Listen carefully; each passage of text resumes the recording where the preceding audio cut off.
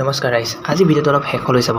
কিবা এটা বেলেগ আছে, বেলেগতকৈ বেলেগ। তো কি বেলেগ আছে জানিবলৈ তো ব'লক আমি ভিডিঅ'টো আৰম্ভ কৰোঁ।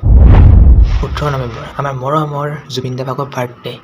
তো মই আৰু আমাৰ পুৰা টিমে মিলি এটা বেলেগ এটা বস্তু ভাবিছোঁ। মানে আমাৰ গোটেই টিমটো এটা কথা ভাবিছোঁ, এই ভিডিঅ'টোত যিমান লাইক আহিব সিমানটাই আমি গছ পুলি ৰুম। মানে ধৰি লওক 1000, 2000, 3000, 10000 যিমান আহিব, লাগে 1 লাখ নাহে কিয়, আমি 1 লাখ টাই গছ পুলি ৰুম। আৰু তাতে এতিয়া এই ভিডিঅ'টো যোনে যোনে কমেণ্টছ কৰিব, তো তাতে আমি কমেণ্ট কেইটামান পিক কৰিম commentpicker.com পৰা।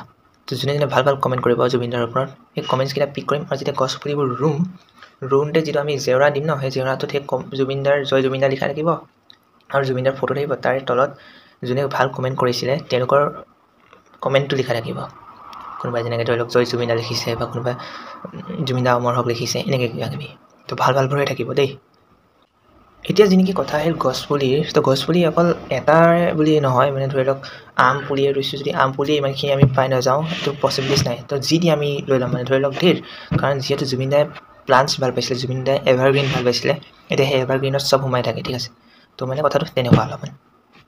আৰু এটা কথা কৈছোঁ, এই গোটেইটো বস্তু একেদিনাখনি হৈ নাযায়। তো ইয়াতে আমাৰ এটা টাইম আছে। এই ভিডিঅ'টো যেতিয়া আপলোড হৈছে সেই দিনটোৰ পৰা লৈ 18 ডিচেম্বৰলৈকে আমি টাইম লৈছোঁ। এই 18 ডিচেম্বৰলৈকে যিমানখিনি কমেণ্টছ আহিব, যিমানখিনি লাইক আহিব, এই গোটেইখিনি আমি পিক কৰিম।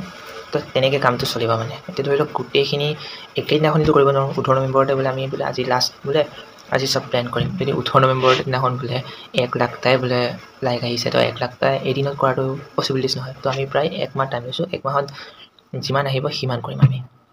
আৰু এই গোটেইখিনি প্লেনিং কৰা মেইন উদ্দেশ্য হ'ল, নাম্বাৰ 1, আমাৰ অসমখন এভাৰগ্ৰীণ এনেও হয়েই আৰু এভাৰগ্ৰীণ হ'ব। তো যিমান এভাৰগ্ৰীণ হ'ব আমাৰ নিজৰ কাৰণেই ভাল। আৰু নেক্সটটো কেতিয়াবা নিজৰে চাই ভাল লাগিব যে সেই গছজোপা আমি ৰুইছিলোঁ বুলি। এতিয়া যেতিয়া আপোনাৰ কমেণ্টটো থাকিব বা আপোনাৰ নামটো থাকিব, তো আপোনাৰো ভাল লাগিব যে শিৱসাগৰত এনেকুৱা এটা ঠাই আছে, মই তাত নোৰোৱাকৈ গছপুলিটো মই ৰুইছিলোঁ বুলি, যিহেতু মোৰ নাম আছে তাত। তো এনেকুৱা হ'ব কথাটো, মানে অলপ বেলেগ লাগিব। যদি আপুনি য'তে আছে, য'তে নাথাকক কিয়, আপোনালোকে অসমৰ যোনটো কোণাতে নাথাকক কিয়, যেতিয়া আহি পিনে চাইছে বোলে সেইটো মই ৰুইছিলোঁ, গম পাওঁ নে বোলে মই ৰোৱা নাই, মই ৰুৱাইছিলোঁ, এনেকুৱা হ'ব কথাটো। অলপমান আউট অফ দ্য বক্স নহয়নে বাৰু? তো ব'লক আমি মানে সেয়া